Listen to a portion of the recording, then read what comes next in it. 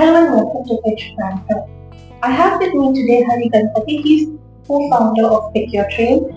Pickyourtrail is an online platform which is looking to redefine the way we travel and provide a personalized experience. Hari, welcome to Pitch BrandTalk. Thank you. Thanks.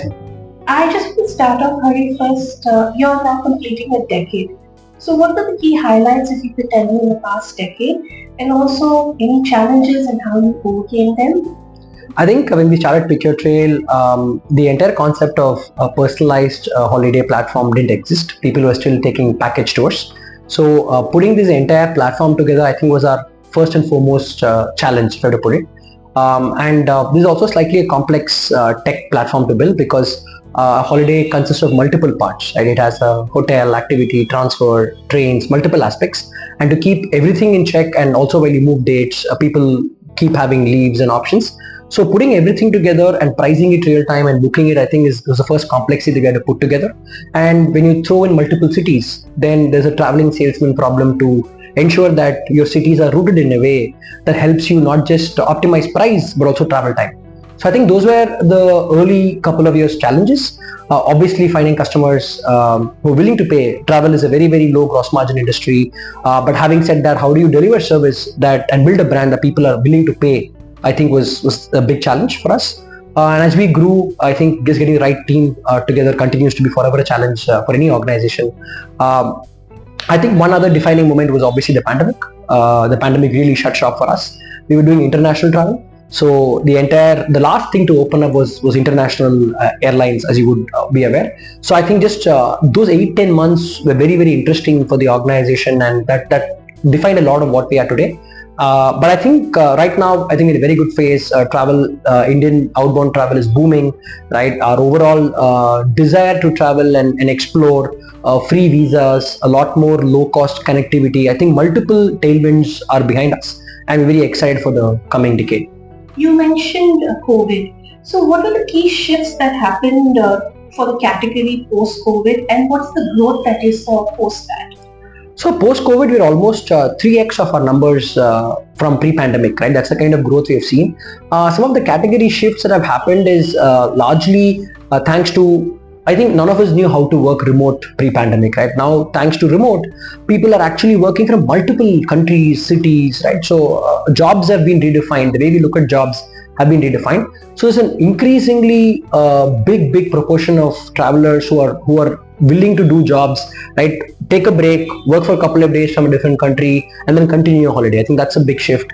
The other shift is, I think everybody realized in some sense that no amount of money in your bank could kind of save lives, right? To put it very bluntly, during the pandemic, right? I think that has propelled a lot of luxury travel. A lot of people who have money have now started seeking experiences, right? COVID has really taught us the lesson that net experiences matter a lot. Connecting with family, friends matter a lot. And we're seeing a lot of milestone celebrations, 40th birthday, 60th birthday, 25th anniversary, people going as a bunch of friends to travel and celebrate. I think experience-led milestone travel has really picked up post-pandemic.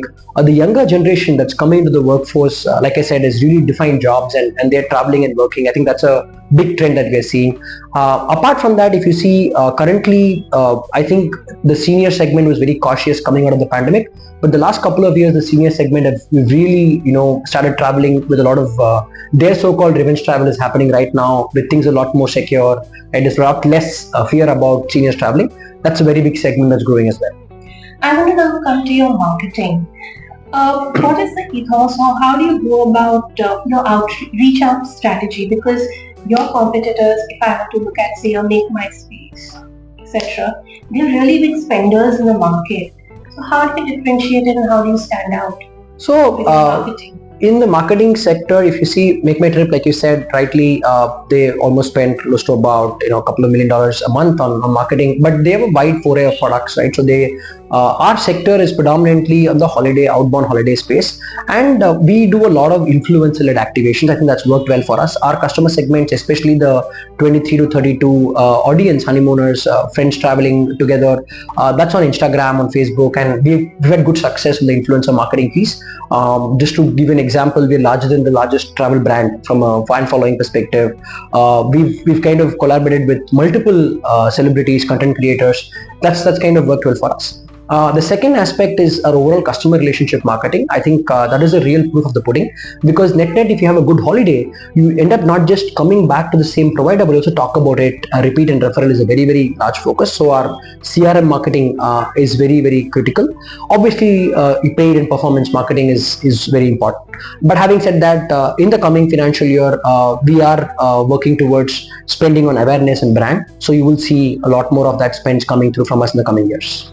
Okay. Now, also your strategy to onboard customers, and once you've onboarded them, how are you using data, etc., to kind of get them back? Your customer retention. So I think clearly, even while onboarding customers, there's a lot of intelligence that we kind of take into account. We have customer cohorts from a conversion perspective, a pricing perspective. Like for example, anybody looking to travel in December right now will have to shell out a lot more than average, at least 20-25% more, because the pricing will be higher, right? So we look at that kind of data points. Are they comfortable with the kind of spends to look at conversion? So right before the customer journey, also we look at data. Data is very critical from a decision making and conversion perspective. But once customers are in, I think there's a clear platform as well that we have built in-house, which kind of tracks customer sentiment, what we call anxiety score, right? Net international holiday has many unknown parts. The least anxious customers are your most positive word of mouth customers, right? So we try and go through every customer journey, every point, right, from booking, before visa, right after visa, 7 days before departure, 2 days before departure, and we try and keep the customer engaged at various points in time to ensure the anxiety is at minimal levels, so that their overall satisfaction and hassle-free experience is maximal.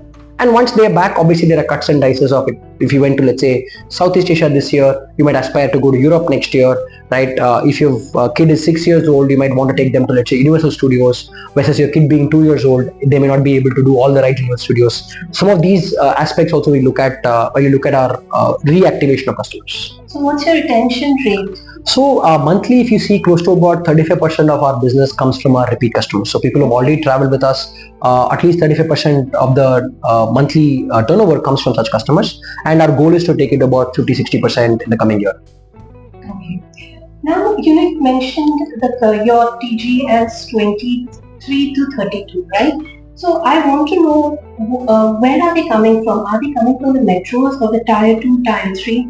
Which are your biggest markets, and what are they looking for? Affordable, or are they looking for a premium experience? See, I think India is a very value conscious market. So even the most premium customer is looking for value. I think that's the way I'd put it. India continues to be a value conscious market.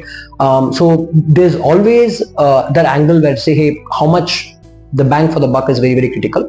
One of our customer segments is your 23 to 33 year olds. We also have families who are 35 to 45, and like I said, seniors or empty nesters. That's also a customer segment base. Largely these customers are obviously from metros. A large part of our customer base is metros, but there's an increasing portion of customers coming from tier 2, tier 3 towns, right? This is thanks to airline connectivity. Low cost carriers have really connected, let's say, cities like Vizag, Visakhapatnam, or Jaipur, or Varanasi, or Kochi, Coimbatore, Trichy. A lot of these tier 2, tier 3 towns are now having direct flights into Southeast Asia, right? And that's really, Pune now, for example, has a connection into Bangkok, Dubai, and Thailand, direct flights, right? So what used to be Pune to Bombay and then Bombay to these places now is from Pune to these places. So obviously with more carrying capacity, we see a lot more of a demand coming from tier 2, tier 3 towns, where also airlines find it easier. They don't have to pay very heavy parking charges, unlike your major airports, right? And it's an in and out flight. It's about 5-6 hours, top 7 hours. So I think we foresee a very, very strong demand from tier 2, tier 3, while tier 1 or metros continue to drive their own share of demand. So currently, what's your biggest market, and what's the split between tier 2, tier 3 and metros? So currently, if you see, we are north and west put together combined about 65%. South is another 30% for us. That's largely how we are split geographically. From a metro, non-metro perspective, about 75, 25 would be the rough range. But again, this 25 is a lot of pocket-led demand. So there is, with more direct flights coming in, we see this number even going to as high as 35-40%. I think that's the beauty about India. I think there's huge pockets of demand across multiple cities, right? For example, Trichy now is a beautiful feeder airport to Madurai and other aspects, and Madurai is becoming a strong airport as well. So if you just look at Tamil Nadu as a state, apart from Chennai, there's Trichy, Coimbatore and Madurai, three big airports, which I think are very, very critical from an overall growth of outbound tourism from just the state perspective. And then we will see a lot more of the demand for long haul maybe come from metro, but a lot of short haul demand, Coimbatore, Dubai, Singapore, Thailand, Malaysia, will all be driven from these tier 2, tier 3 towns. Now, you speak to any brand, the focus right now is customization and experience is what you've been also speaking about multiple times, right? You mentioned. But now the move is going from personalization to hyper-personalization. You spoke about, earlier that you just spoke about how you were engaging with the customer at each journey point. So this is easier said than done. How do you ensure that it's a seamless experience across the entire board? So I think it's a very interesting question, because that's something we grapple with every single day internally, because each customer, like you said, each itinerary is unique in some way, right? Because we do not sell packaged itineraries, so each customer chooses their own hotel, they do the same different activity at different points in time. I think having a very solid tech has helped us, because be it alerts, simple things like, for example, if you land at 2 p.m. But then you have an activity starting at 4 p.m. ideally it should not be possible, because it'll take a while to go from your airport to the hotel and get fresh and so on and so forth. So tech helps a lot in terms of ensuring the customer happiness while they personalize, right? The personalization doesn't come at the cost of in-destination experience, right? That's something we're very, very particular about, and that's where tech's helping us. And obviously going back, talking to customers, understanding where are the gaps and keep plugging the gaps as we improve our process, I think goes a long way in this personalization journey, in my opinion. You spoke about technology, but with technology nowadays, there's a lot of people are speaking a lot about MarTech and also artificial intelligence. How are you using that to drive growth? And also, what are the investments you're making in this? I think two aspects. One is MarTech and other is AI. I think MarTech is increasingly developing field, like you said, but largely it's about customer segmentation, it's about identifying customer engagement, right? And like I said, pre-trip, pre-conversion, we use a lot of metrics and cohorts. I think a large part of it is driven through MarTech.